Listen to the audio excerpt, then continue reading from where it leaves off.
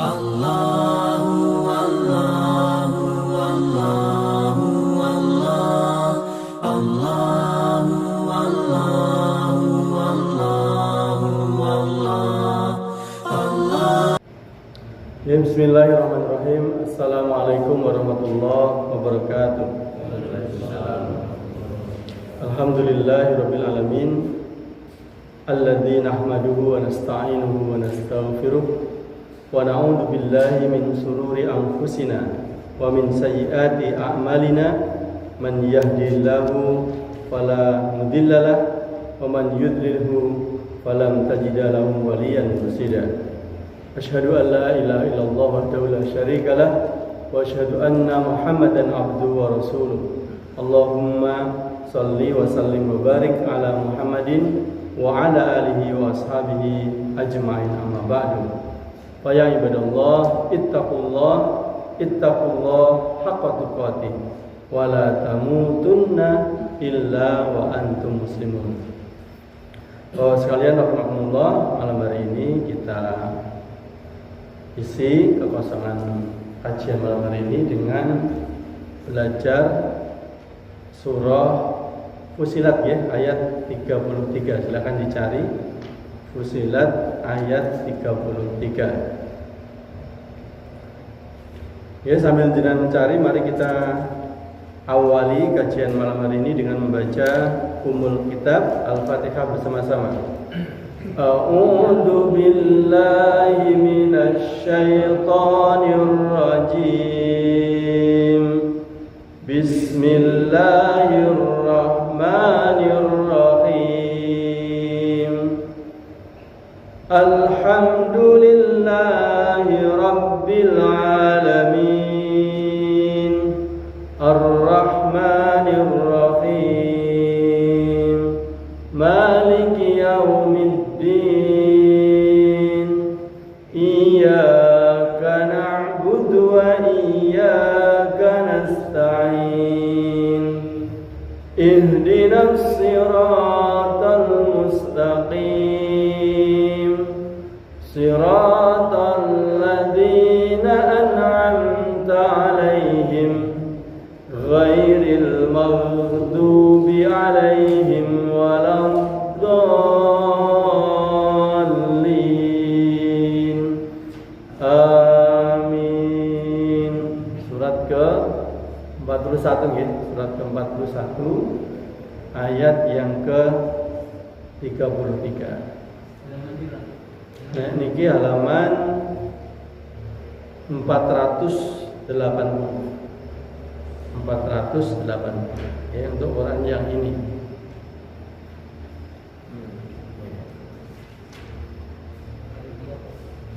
Sampun ketemu dereng? Sampun ya. Baik, seperti biasanya saya bacakan, kemudian ditirukan terlebih dahulu ya.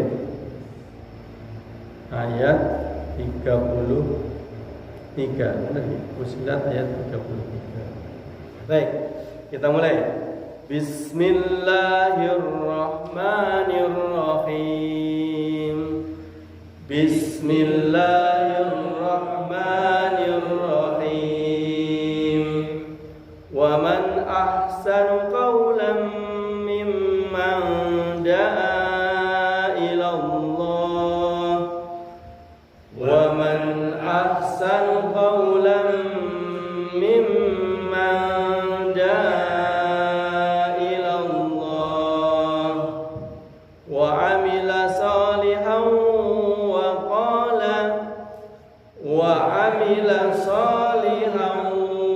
qala innani minal muslimin.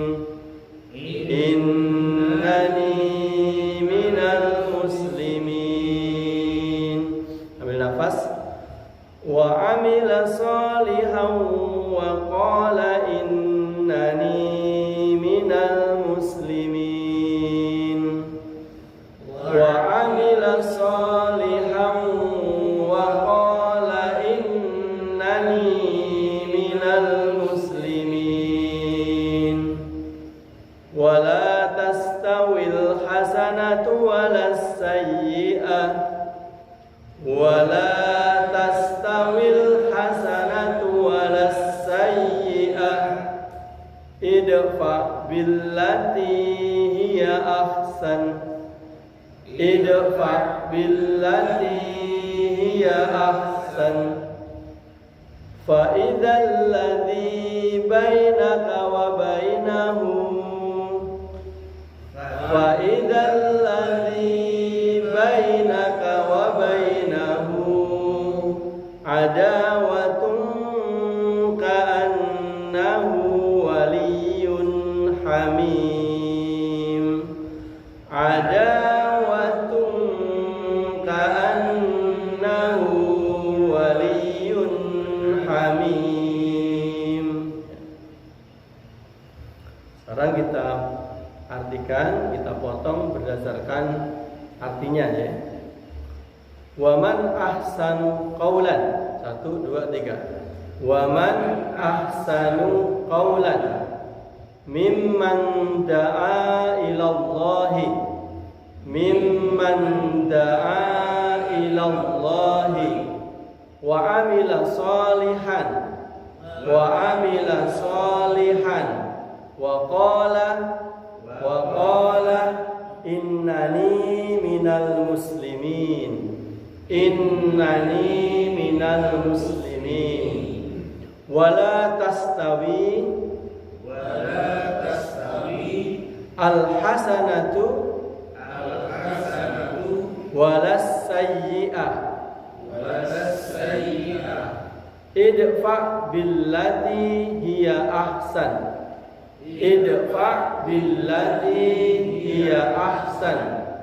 fa idzal ladzi bainaka wa bainahu adawatun ka'annahu waliyyun hamim. Ya. Baik, kita artikan. Bismillahirrahmanirrahim. Waman ahsanu qaulan, dan siapakah yang lebih baik perkataannya, mimman da'a ilallahi, dari orang yang menyeru kepada Allah. Jadi menurut ayat ini Allah mengabarkan kepada kita bahwa ada aktivitas, ada amal, ada pekerjaan yang paling baik, sehingga Allah membandingkan dengan pekerjaan yang lain. Kalimat Allah adalah, dan siapakah yang lebih baik perkataannya daripada orang yang menyeru kepada agama Allah. Seakan-akan Allah ingin mengatakan tidak ada aktivitas, tidak ada amal, tidak ada pekerjaan yang lebih baik daripada menyeru kepada agama Allah. Artinya menyeru kepada agama Allah tadi dakwah. Jadi aktivitas paling utama itu adalah dakwah. Okay. Kalau kita kerja mencari nafkah, itu adalah kewajiban kita. Memang kewajiban kita sebagai penanggung jawab keluarga, itu memang kewajiban kita. Tapi kalau yaitu mau nggak mau harus kita lakukan. Kalau kita tidak lakukan berarti kita bermaksiat. Karena kewajiban kita adalah memenuhi kebutuhan keluarga. Nah, tetapi kalau kita disuruh memilih, maksudnya kalau Allah ingin mengatakan kepada kita pekerjaan yang paling mulia, yang paling tinggi nilainya dan tidak ada bandingannya adalah dakwah. Kalimatnya kan waman ahsanu qaulan, dan siapakah yang lebih baik perkataannya dari orang yang menyeru kepada Allah. Karena itu sekalian, kita semua ini harus mengambil bagian di dalam dakwah, dalam menyampaikan agama. Tidak harus menjadi penceramah, tidak harus. Tapi yang penting kita mengambil bagian dalam dakwah itu. Ada yang misalkan kalau di jamaah tabligh itu ada yang jadi dalil. Dalil itu yang itu loh Pak, yang nganterin ke rumah-rumah. Kan kalau ada rombongan jamaah tabligh itu, kan yang nganter ke rumah-rumah itu, dobitnya atau dalilnya itu kan orang tempat itu. Jadi orang asli daerah itu, yang lebih kenal daerah itu. Lalu dobitnya itu atau dalilnya itu akan ngantar ke rumah-rumah. Terus mereka nanti salam mengajak ke masjid untuk mendengar dakwah. Bapak Ibu nanti di masjid ada pengajian. Nah, itu yang dimaksud dengan salah satu mengambil bagian di dalam dakwah, gitu ya. Saya ngambil contoh secara umum karena kan kaum muslimin itu banyak dan itu tidak apa-apa, banyak tidak apa-apa. Karena begini, sudah sunatullah kaum muslimin itu akan berkelompok-kelompok, itu sunatullah. Oh, ayatnya juga begitu kan? Ayatnya kan ya ayuhan nas inna khalaqnakum min dzakarin wa unsa wa ja'alnakum syu'uban wa qabaila lita'arafu inna akramakum indallahi atqakum. Ayatnya begitu. Wahai manusia, seruannya itu manusia, Pak. Bukan hanya orang beriman, tapi wahai manusia, sesungguhnya Allah telah menciptakan kalian itu dari laki-laki dan perempuan, kan? Lalu berbangsa-bangsa, bersuku-suku. Jadi kalau kita orang Jawa, ada orang Papua, ada orang Padang, itu wajar, gitu ya. Sebagaimana di Mekah juga begitu, di Quraisy sana ada orang-orang Quraisy, ya kan? Ada Bani Saqif, ya kan? Kemudian di Madinah itu ada suku Aus, ada suku Khazraj, gitu. Ada Yahudi, ada Nasrani. Memang begitu, itu sunatullah. Allah katakan begitu, su'uba wa ja'alnakum su'uba wa qabaila, dan kami jadikan kalian itu dalam bentuk berbangsa-bangsa, bersuku-suku. Tapi ingat perintah Allah kemudian lita'arafu, agar kalian saling kenal mengenal.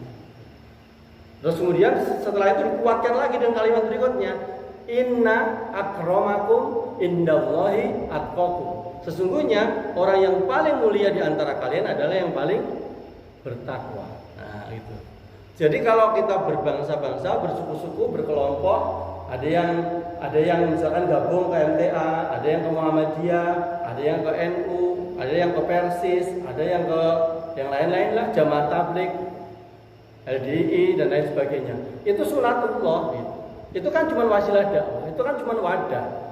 Itu kan cuma pakaian yang kita pakai, kendaraan yang kita pakai. Tujuan utamanya sama. Li'ila'i kalimatillah, mengagungkan kalimat Allah. Ada dalil lagi begini.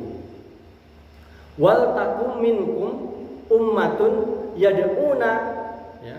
Wal takum minkum ummatun, ya. Maaf, kuntum khaira ummah. Jadi Allah begitu menyebut kuntum khaira ummah. Jadi saya potong dulu ya. Yang pertama dulu. Yang pertama itu hendaklah ada di antara kamu segolongan umat, ya. Wal takum minkum ummatun, ya.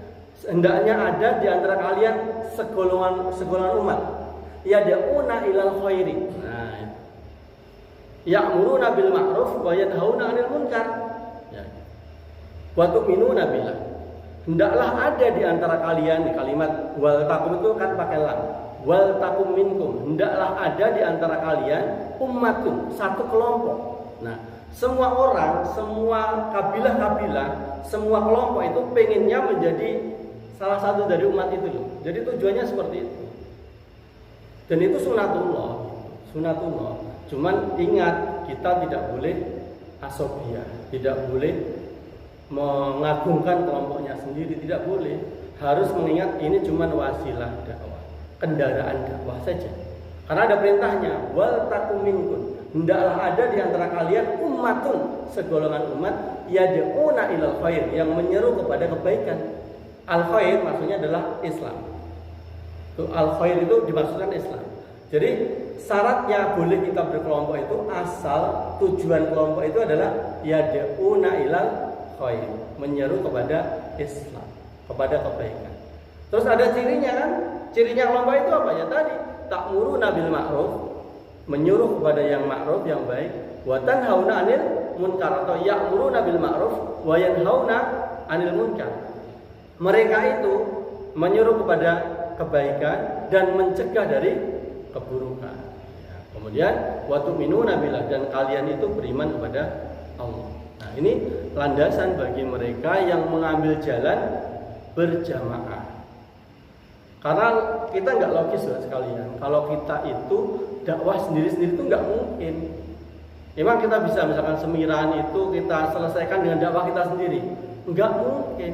Dan itu mengharuskan kita berjamaah.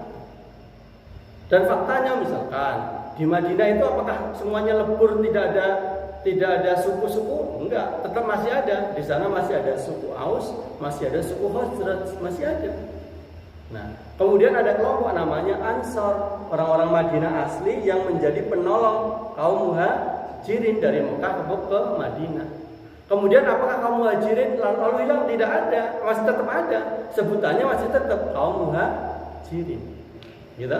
Masih ingat loh ketika Rasulullah habis satu peperangan kemudian membagikan ghanimah. Kemudian Rasulullah itu membagikan ghanimah bagian beliau 1/5-nya itu kepada orang-orang yang baru masuk Islam. Ya kan? Terus orang-orang dari Madinah, orang-orang Ansor kan berkomentar, bisik-bisik gitu lah. Ya, gitu. Rasulullah sudah cenderung kepada kaumnya. Rasulullah sudah cenderung kepada kaumnya. Gitu. Nah artinya orang Ansor cuma masih berkumpul sama mereka. Nah, cuman Rasulullah akan mencela mereka kalau mereka sudah merasa lebih kelompoknya itu lebih baik dari yang lain, atau mengagungkan kelompoknya itu melebihi yang lain, menolak kebenaran dari yang lain dan hanya mengakui kebenaran dari kelompoknya sendiri. Itu nggak boleh, namanya ta'assub atau asobiyah. Kata Rasulullah, barang siapa yang mati man mata dalam keadaan ta'assub mata mitatan jahiliyah. Barang siapa yang mati dalam rangka membela kelompok sampai perang, sampai gelut, sampai itu, terus mati, kata Rasulullah, mata mitatan jahiliyatan. Berarti dia mati dalam kondisi jahiliyah. Berarti kan kita nggak boleh. Pada faktanya kita boleh berkelompok, itu alamiah gitu. Coba kita aja bal-balan wajib kumpul kan, RT siji, RT loro, mirahan, dengklek kan gitu. Ya kan? Tapi itu kan nggak apa-apa, kecuali kalau kita sudah sampai misalkan berantem sesama kita karena ta'assub, karena belani kelompok. Nah itu tidak boleh, sama sekali tidak boleh, tidak boleh. Itu dosa. Dalilnya apa? Wa'tasimu bihablillahim jami'an wala tafarraqu. Berpeganglah kalian kepada tali yang satu, yaitu Al-Quran dan Sunnah, wala tafarraqu. Janganlah kalian berpecah belah. Gitu. Pernah ada satu kisah juga di Madinah, itu Rasulullah sudah di Madinah. Itu kan orang Yahudi itu kan nggak suka melihat orang-orang Muslim itu bersatu gitu ya. Nah, mereka itu hidup bersama di orang-orang Yahudi itu bersama dengan orang-orang Aus dan Khazraj, orang asli Madinah. Madinah itu dulu namanya Yasrib ya. Yasrib setelah Rasulullah hijrah, lalu Rasulullah ganti namanya menjadi Al-Madinah Al-Munawwarah. Nah, dulu dua suku ini, Aus dan Khazraj itu selalu berperang. Itu berabad-abad. Ada satu perang yang sangat besar namanya perang Bu'ad. Perang yang paling hebat gitu. Kalau di wayang mungkin perang Brontoyudo itu, perang habis-habisan gitu. Nah, orang Yahudi itu ya, di pasar itu membacakan syair-syair tentang kehebatan Aus dan Khazraj. Jadi dipancing menarik. Setelah mendengar syair-syair itu, orang Aus merasa terbangkitkan semangatnya, orang Khazraj juga merasa terbangkitkan semangatnya. Lalu mereka kemudian adu mulut. Ada sahabat yang lari kepada Rasulullah mengadukan itu. Rasulullah marah. Rasulullah katakan kan, apakah kalian ingin kembali kepada zaman jahiliyah, padahal kalian itu sudah di jurang neraka. Karena dulu berperang itu kan jurang neraka, perpecah, kemudian disatukan oleh Islam. Nah sekarang kamu malah, jadi maka kaum muslimin itu tetap harus waspada. Ya. Ada pihak-pihak yang tidak suka kaum muslimin itu bersatu. Makanya kita diajarkan untuk mendahulukan husnudon. Jadi sesama jamaah lain itu husnudon aja. Husnudon. Kalau memang merasa perlu dikoreksi aja. Jadi mengedepankan tabayun. Tabayun itu tanya, apa tenang toh jari ini nek, apa boleh hasuki halal? Tanyakan saja, jangan cuma kasak kusuk, tanyakan. Itu namanya tabayun. Nah, kan baru tahu nanti, oh ternyata tidak, kan kasak kusuk. Dan itu yang memang melemahkan kaum muslimin. Di Solo kan ada itu seorang ulama yang tidak jelas sumbernya dari mana gitu, tapi tiba-tiba dituduh dia itu Syiah. Dan itu diumumkan gitu lah. Kan lucu gitu. Nah ini kan tidak benar seperti itu. Nah itu membuat perpecahan. Harusnya tidak seperti itu. Kalau memang kalau mereka ragu ya tanya tabayun gitu. Kalau sudah diberikan penjelasan ya terima penjelasan itu. Masa nggak percaya penjelasan sama kaum muslimin, malah lebih menerima kasak kusuk kan? Nah gitu. Jadi kalau kaum muslimin berpegangnya pada itu, wa'tasimu bihablil jami'ah, berpeganglah kalian pada tali Allah itu bersama-sama, wala tafarraqu, dan jangan berpecah belah.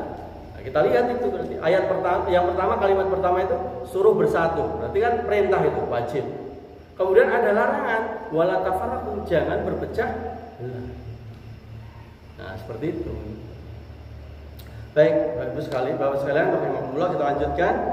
Tadi kita sampai pada bahwa aktivitas yang terbaik adalah dakwah ilallah.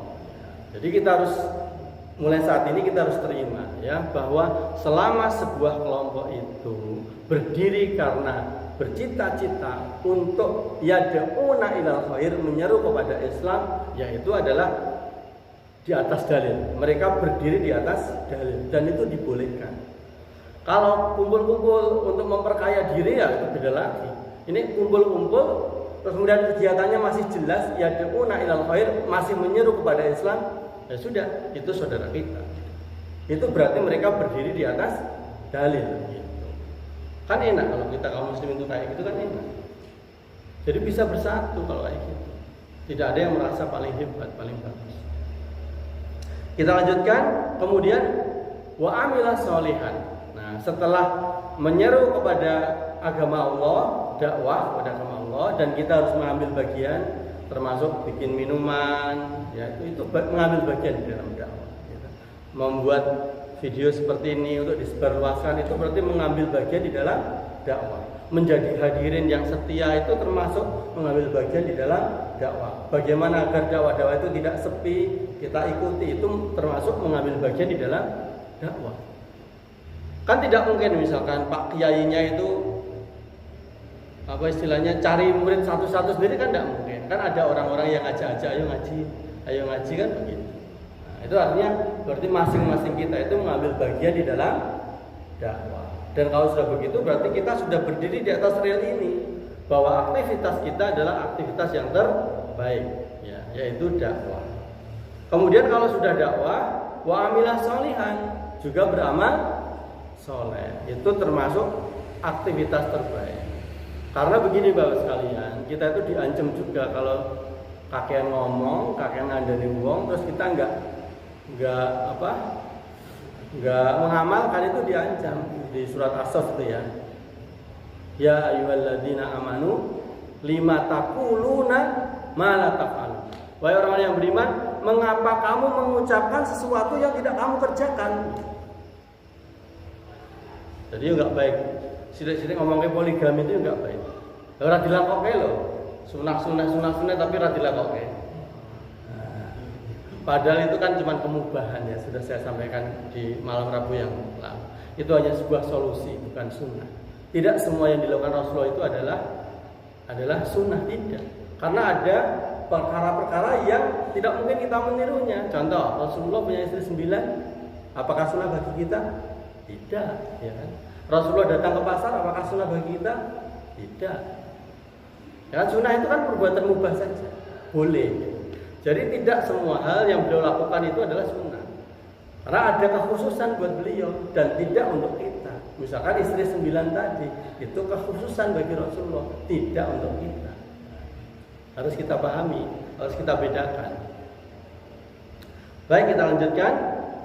Allah tadi kan mengancam kan, ya ayyuhalladzina amanu lima taquluna ma la taf'alun. Wahai orang yang beriman, mengapa kamu mengucapkan sesuatu yang tidak kamu kerjakan?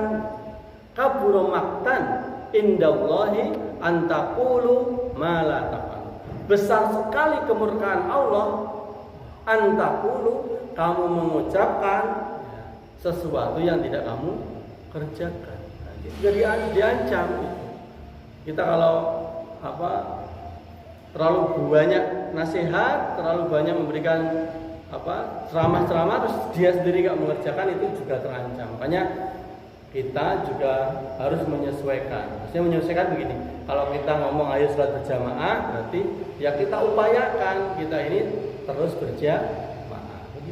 Kalau kita itu ngajak bersedekah, ya berarti kita upayakan bersedekah. Kita upayakan.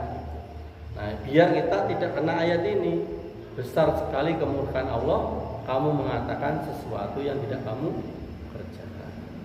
Nah, kemudian setelah tadi wa amila sholihan wa qala innani minal muslimin, dan mereka mengatakan, maksudnya itu mengatakan dengan bangga, dengan tegas, innani, sesungguhnya aku ini minal muslimin. Jadi seorang muslim itu harus percaya diri bahwa dia di rel yang benar gitu. Jadi kita itu nggak perlu malu-malu gitu ya, ke masjid malu-malu itu nggak perlu gitu. Mangkat ngaji malu-malu itu nggak perlu. Karena apa? Kita sudah di rel yang benar. Kata Allah waqala, dan mereka itu mengatakan innani minal muslimin, sesungguhnya kami ini adalah bagian dari orang-orang yang beriman, yang Islam, yang berserah diri. Nah, kemudian kita lanjutkan, la yastawi, la tastawi, tidaklah sama al hasanatu wal sayyi'ah, tidak sama antara yang baik dan yang buruk. Yang baik kan berarti menyeru pada Islam, dakwah. Yang buruk berarti menjauhi dakwah, bermaksiat. Tidak sama antara amal soleh dan maksiat, tidak sama. Karena akibatnya juga tidak sama, baik di dunia pun maupun di akhirat itu tidak sama. Di dunia orang yang maksiat itu pasti juga dicela oleh masyarakat, ya. Pasti dicela. Ya, orang yang misalkan dinolek judi itu pasti kan dicela, baik keluarga maupun masyarakat, tetap dicela. Orang yang menghabiskan hari-harinya untuk mabuk-mabuk pasti dicela, bahkan di masyarakat mereka sendiri tetap dicela. Nah, sebaliknya orang yang rajin berjamaah, menjalin persatuan, itu pasti juga diuji.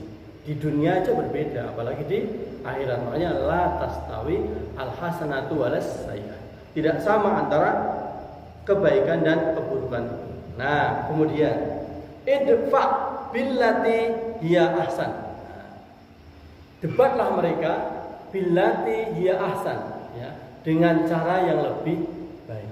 Kalau kita beda pendapat dengan orang, bahkan orang yang memusuhi agama kita pun, idfa billati hiya ahsan, debatlah mereka dengan cara yang baik. Jadi nggak boleh juga sidik-sidik itu langsung vonis, sidik-sidik vonis itu tidak boleh. Dan kita siapa? Makanya ada kalimat begini, nahnu du'an la udhon. Kita itu dai itu hanya menyeru, la udhon, bukan hakim. Kalau hakim sukanya memvonis. Tugas hakim itu memvonis. Kowe sesat, aku dhewe sing ora. Itu kan memvonis. Nah, ada yang senang tuh kayak gitu. Enggak boleh. Makanya idfa billati hiya ahsan. Debatlah mereka dengan cara yang lebih baik. Kalimatnya itu kalimat ahsan loh, bukan hasan. Kalau hasan itu baik, ini ahsan yang paling baik. Kalau ada cara 1, cara 2, cara 3, kita pakai cara yang paling baik. Itu maksudnya. Idfa billati hiya ahsan.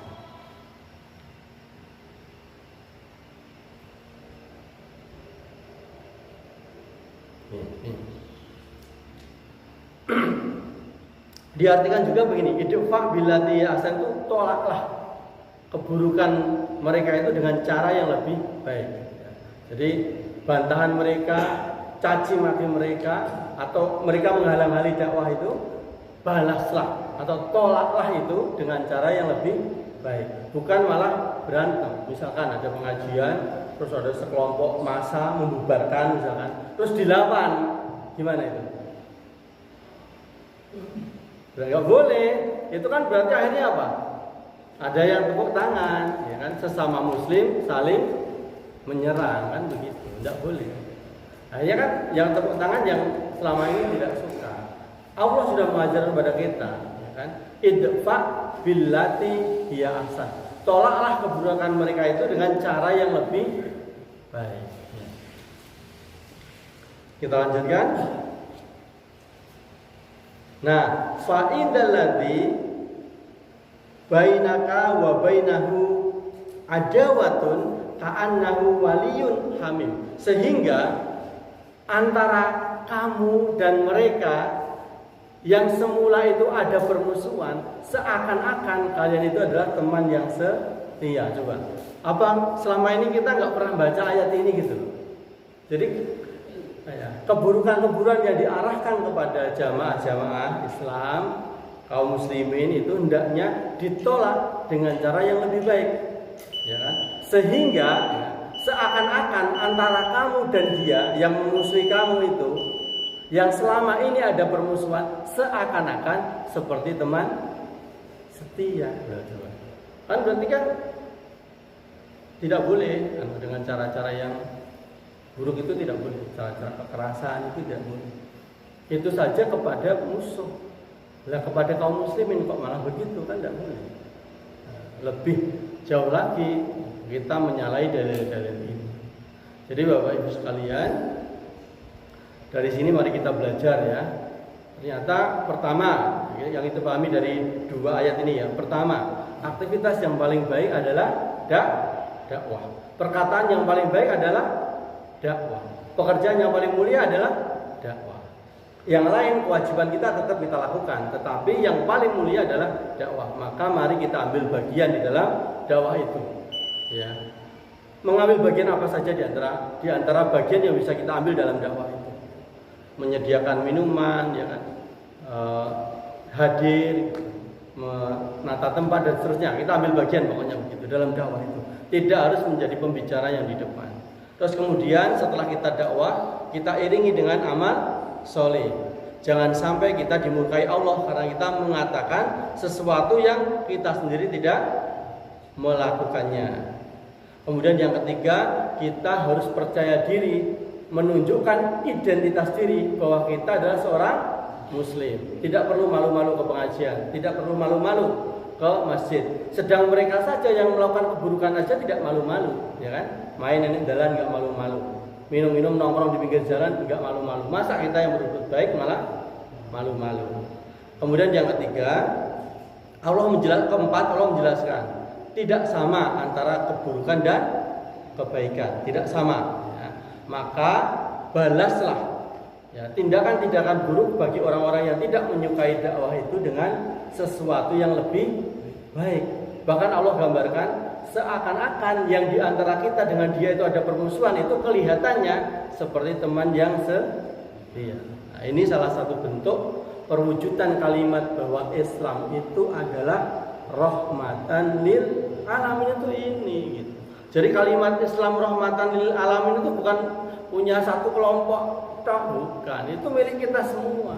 Jadi Islam menjadi rahmat bagi semuanya, bagi makhluk yang lain juga. Misalkan ada hadis tentang wanita yang memberi minuman anjing itu dimuliakan oleh Allah. Itu bukti bahwa Islam itu rahmat bagi seluruh alam.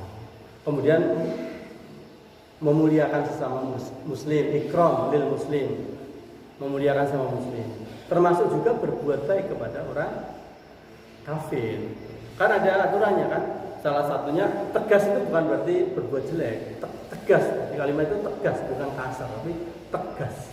Termasuk kan ada pada orang tua kita kan. Walaupun orang tua kita kafir kan tetap kita harus berkata yang baik. Tuh. Jadi kalau kita ikuti panduan-panduan ini, masya Allah luar biasa ya. Jadi kejayaan Islam sebagaimana yang Rasulullah dapatkan itu akan terulang lagi. Kadang justru Islam kita itu ditolak bukan karena ajarannya, tapi karena perilaku kita. Makanya saya dulu pernah bilang, ya, Muhammad Iqbal itu pernah menyampaikan satu kata mutiara ya, yang begini: Al-Islamu mahjubun bil muslimin. Islam itu malah kadang tertutup oleh perilaku kaum muslimin sendiri. Padahal Islam itu baik. Al-Islamu ya'lu wa la yu'la alaih. Islam itu tinggi, tidak ada yang lebih tinggi dari Islam. Tapi tertutupi oleh perilaku kita. Wah, Islam ini kasar-kasar. Wong Islam itu gua ini padu sesama mereka dan seterusnya. Akhirnya citra kita itu menjadi buruk. Nah, karena itu Bapak sekalian, marilah kita sesuaikan perilaku kita, akhlak kita dengan akhlak-akhlak Islam, sehingga citra kita adalah citra Islam, sehingga perbuatan kita saja merupakan dakwah kepada orang lain. Jangan sampai sing sabar di masjid itu malah kemudian mendapatkan citra yang buruk, dijauhi orang-orang. Jangan sampai ya. Sehingga orang itu tertarik dengan Islam ya, karena tampilan kita yang sesuai dengan akhlak Islam. Baiklah sekalian, mudah-mudahan bermanfaat. Mari kita tutup dengan doa kafaratul majelis. Subhanakallahumma wa bihamdika asyhadu an la ilaha illa anta astaghfiruka wa atubu ilaik. Assalamualaikum warahmatullahi wabarakatuh.